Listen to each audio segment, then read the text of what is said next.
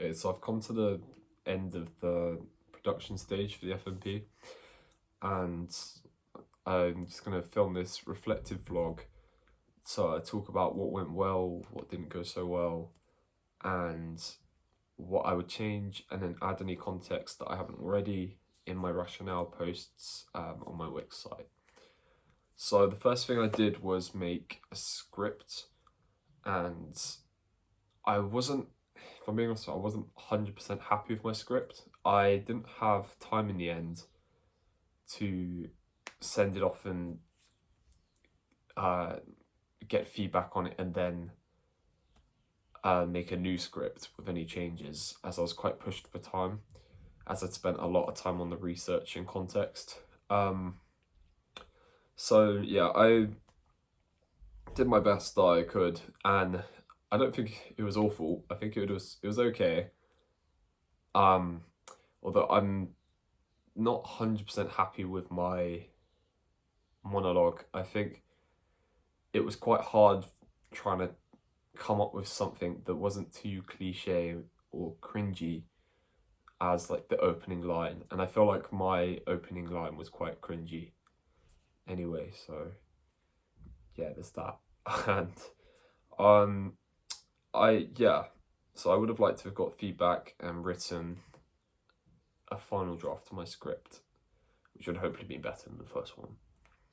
So next I made some storyboards using this site that my course tutor Georgiana suggested called Storyboard That, and this was a game changer for me because I've never been I just can't draw, and in the past, like last year's FMP, the storyboard took me such a stupid amount of time because I remember I printed off pictures and traced around them for just like basic shapes and images. So this really saved me a lot of time, and it's quite satisfying just going on, and you can pick any background and place any shape or character or text, and it's a really simple way of putting together storyboards, and I'll definitely use it again from now onwards that I know about it.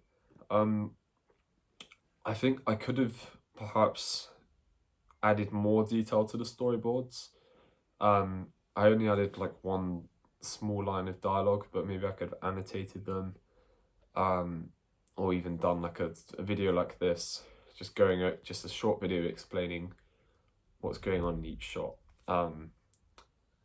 But overall, I was pretty happy with how they turned out. So next I started visualizing what I wanted my shots to be, so I made some shot lists. And again, this is really helpful for sussing out exactly shot by shot how you want your film to look, and also what kind of equipment you're going to need, whether that's camera equipment or brollies or boots if you're going somewhere muddy. And also, yeah, also the time it will take for each shot. And I find it, I do mine on Excel, and I find it quite useful because you can tick them off once you've done them. So it's like a little tick list that you can go through when you're actually filming. So yeah, I found that quite useful, making the shot lists. And then next I made some Recce Sheets, if that's pronounced it right. Again, it's great for weighing up if a location's good, if it's suitable for your production, if it's going to be practical or not.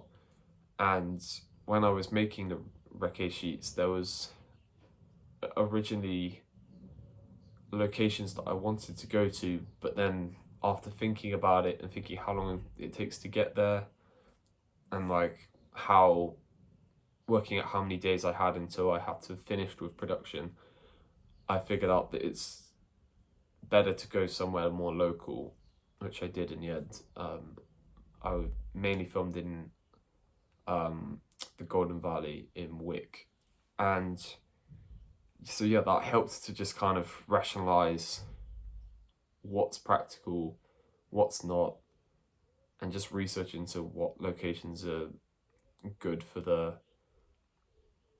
like, going to be suited to your film. And yeah, so then it got to the actual film, and for shooting, it's this is where I encountered some problems. So I was originally planning on filming with one of my brothers, and he pulled out right at the last minute, saying he didn't want to do it anymore. So then I was trying to think, like, how am I going to change this? Am I going to have to act and film at the same time? And I was trying to think, can I get someone else to film me act if no one else is willing to act? And that slowed me down quite a lot. But then in the end, I managed to convince him, and yeah, he ended up acting it in the end. But it did slow down the process from the part where he was saying he wasn't going to do it, and so then I was trying to work out a different way to do it, and I was thinking I was going to have to change the script, and because if it's based around like a teenage guy, and if I wanted to use like my dad as the actor or my sister or someone else. And then the second problem we came into was when we were actually filming, and the drone that I was flying, it must have had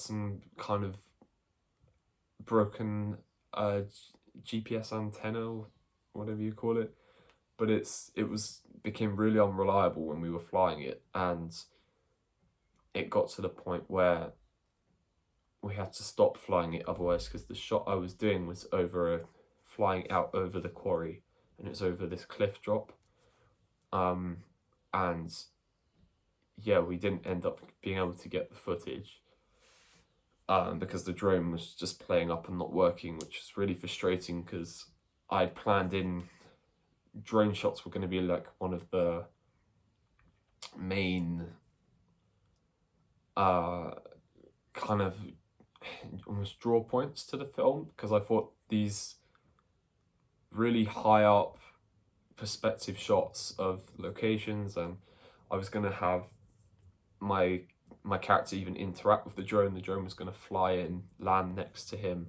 with a note attached, that he'd take off of the drone. So it wasn't until I was actually on location and filming I realised the film, that scene was going to be at the end with the drone landing next to my character, and I realised I'm not going to be able to do that anymore. So I had to try and think of ways around what could we do instead, and if I'm honest, I'm still quite disappointed with the ending of my film now that it's not involving the drone, because in the story there's my character Charlie thinks he's the last person on Earth, and then bumps into this person wearing a mask, but then it feels like that's kind of, it seems odd now because nothing else happens to do with that in the film. Rather, originally at the end, someone with the mask was supposed to be controlling the drone and handing him a note telling him that a game is on or something's afoot. So yeah, I felt, and now the ending, now from once I've edited the film, is just Charlie looking out into the horizon and saying that he feels at peace, and he's found, he hints like he might make his new home here after leaving because of the threat, which is just, yeah, I wasn't happy with the ending. It was, to me, it doesn't feel like a satisfying ending, and I think personally, if I was watching that, I would feel a bit disappointed by that ending, because it just seems odd to randomly introduce this masked character and suddenly, like, they're not alone, they're not the only person, but then it's just almost a very small plot point that's dropped. So I wasn't happy with that. So yeah, I had to make some changes to the story last minute and adapt to that, and then so I filmed my footage, and then when it came to editing, I don't have a laptop that can handle Premiere Pro, so I borrowed my sister's old Mac and connected it to the monitor and did it and edited like that, which worked fine. Although I encountered some problems along the way where a lot of the time it would freeze if I added, I think it was because I added a high quality image or video on, I would, yeah, it would freeze Premiere, so I'd then have to save it, shut it down, like refresh the laptop, and then turn it back on, and then it would be fine. Or at one point there was a problem with rendering, and there were red and yellow lines along the top, and I didn't know what that meant originally, but I looked it up on YouTube and found out it's to do with a rendering issue, so I worked a workaround around that with YouTube tutorials. So yeah, that's how I overcame that problem. And the editing process, there was some aspects that I wanted to include that I didn't get to in the end. Is I wanted to add a lot more split screen, so where it would have Charlie's face, maybe a close up of Charlie's face in the middle, and then Charlie on either side doing activities. But it was just a case of running out of time, and I had to just put into perspective, it was better to get the film done and finished rather than not being able to faffing with something for too long and not being able to meet the deadline. So I had to make that cool. And then and then I found this one YouTube channel called Adobe in a Minute really helpful, as they have loads of really easy to follow YouTube tutorials that I used in this project. And there was one particular scene where I wanted the screen to like a black box to come around Charlie's face and to like slowly consume the screen to show that, just to signify that he's the only, because the line that's being read out at the time is that I'm the only person alive, so, or like, I'm the only person on Earth. So I wanted it to just signify that he's alone and almost consumed by, like, a metaphor as well about his well-being, as he's just like consumed by this lonely darkness. And I think the effect kind of worked. It doesn't look amazing. It wasn't very clean, but I think it was decent. So yeah, and I also made this almost clock effect where the screen would I'd put two clips on top of each other and use, I'm trying to remember what it's called now, the effect that you would drag on top. I can't remember now, but it would basically create a split screen of sorts, which I used to almost look like a clock ticking. And my idea behind that was to signify to the audience that Charlie's like in a rush. He was packing in the scene. He's desperately packing his bag to get out of the house because he feels that he's in danger. So that was the thought process behind that. So yeah, and I filmed some behind the scenes footage. I got my dad to film it as I was filming. So, and I've profiled that on my site because I thought that'd be quite interesting just to see how I film certain scenes, like one of the river scenes I had to get in. I wasn't very well prepared for that scene. I should have brought some waterproof trousers and some wellies, but I just took my shoes and socks off and went in the water and then filmed my brother, who acted in the film, splashing his face with water. Yeah, and I practiced some shots. I went out with my brother, just practiced camera angles, and again I've put that on my site, and practiced with the drone. I've got some videos from that. It's just a shame I couldn't use it in the end. And I'd say one point I'd like to work on for future, for uni or whatever's next, would be, I'm still not very confident with using the DSLR cameras, or just cameras in general other than basic phone camera.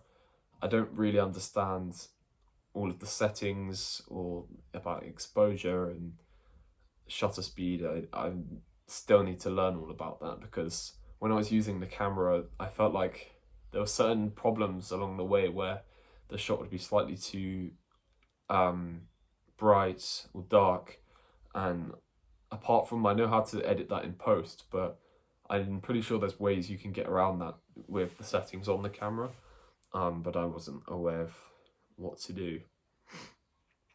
But yeah, I think that's pretty much everything for production. And so now I've got to evaluate my film, so I'm going to do a focus group with some of my friends and family and just ask them what they thought of the film and to give me any feedback. And I'm going to send I'm going to send a questionnaire out to anyone that watched my film to gain feedback. I'm going to write a little evaluation post, or maybe record a video, an evaluation, and then I'll do one final reflective vlog at the end to finish off the FMP. So yeah, that's it for now.